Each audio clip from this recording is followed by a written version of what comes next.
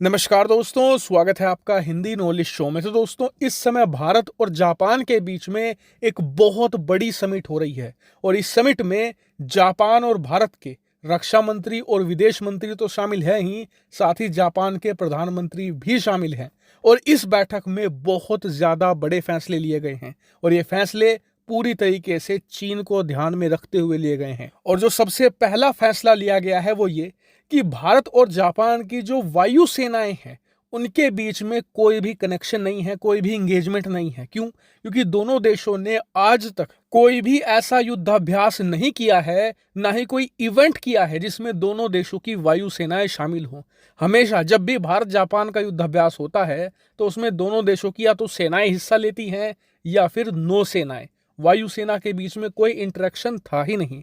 इसीलिए अब फैसला लिया गया है कि भारत जापान वायुसेना के तौर पर भी बड़े बड़े युद्धाभ्यास करेंगे और ये देखेंगे कि चीन के साथ अगर किसी भी तरह की लड़ाई होती है तो दोनों देशों की वायुसेनाएं मिलकर कैसे चीन के खिलाफ लड़ेगी।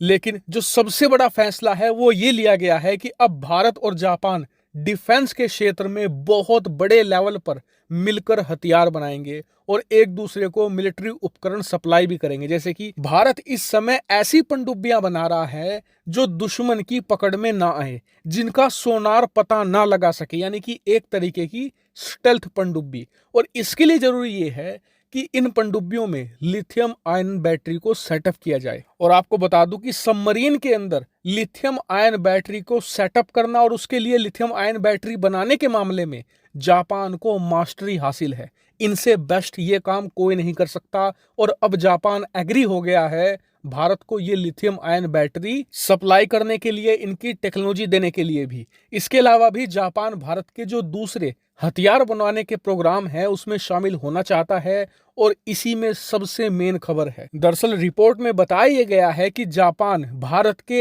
एमका लड़ाकू विमान में भी पार्टिसिपेट करना चाहता है और इसमें भी भारत का सहयोग करना चाहता है। और अगर भारत इसकी मंजूरी देता है तो जापान तीसरा देश होगा जो एमका लड़ाकू विमान से जुड़ा हुआ होगा। आप कहेंगे कि तीसरा देश? एमका तो भारत 100% खुद बना रहा है, तो फिर दूसरा देश कौन है?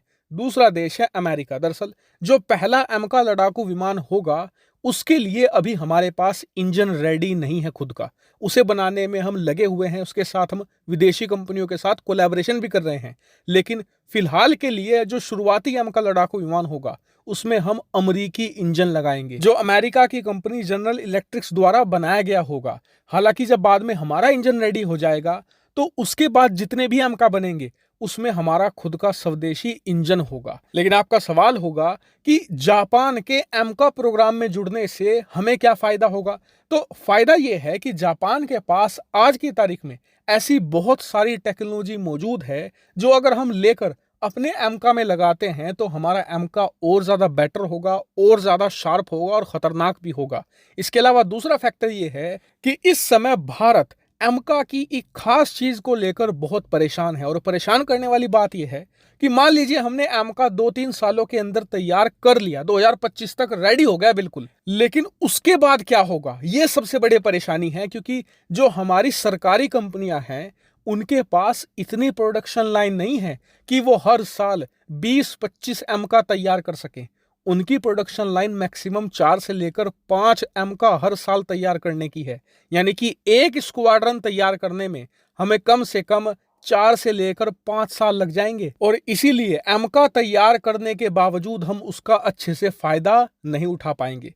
इसी मामले में जापान का एक बहुत बढ़िया रिकॉर्ड है।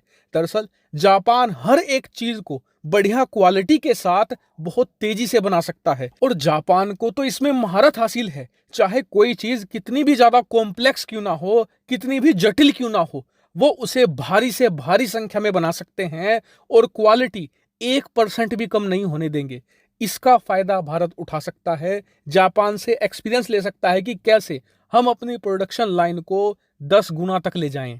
लेकिन इसका एक नुकसान भी है। नुकसान हमें यह हो सकता है कि अगर जापान एमका के साथ जुड़ जाता है तो फिर दुनिया ये भी कहेगी कि ये लड़ाकू विमान 100% आपने खुद तैयार नहीं किया, इसमें तो आपने दूसरे देशों का सहयोग लिया है। और इसीलिए मैं अब आपसे सवाल पूछता हूं कि क्या भारत को दुनिया की बातों की परवाह किए बिना जापान का सहयोग लेना चाहिए या फिर नहीं, या फिर आपका कुछ और विचार है, कमेंट करके जरूर बताएगा। फिलहाल इस वीडियो में इतना ही। Thank you very much for watching video.